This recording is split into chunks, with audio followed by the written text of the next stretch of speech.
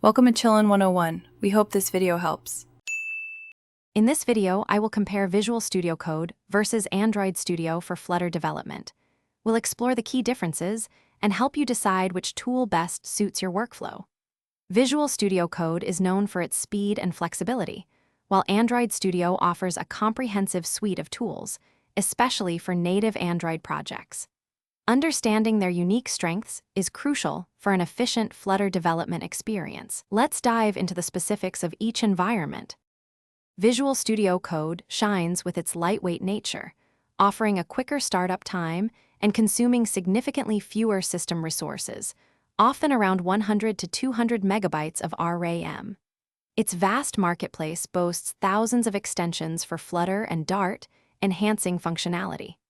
Customization is a major plus, allowing you to tailor themes and key bindings to your preference. The integrated debugging and hot reload features provide a very fluid and efficient development experience for Flutter projects, making it a favorite for many. Android Studio, on the other hand, offers a comprehensive suite of tools, particularly for native Android development.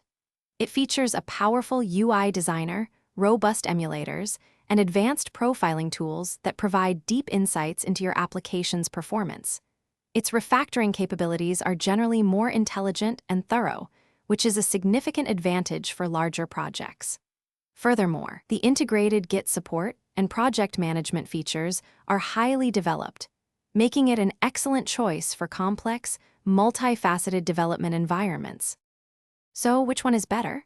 For a lightweight, fast, and highly customizable experience, Visual Studio Code is often the preferred choice, especially if you're working across multiple platforms.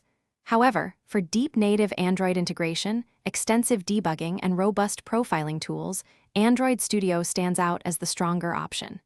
Many developers find success by using both, leveraging the unique strengths of each tool. Ultimately, your decision should consider your system's resources and your primary development focus. Thanks for watching. Consider subscribing if we helped you.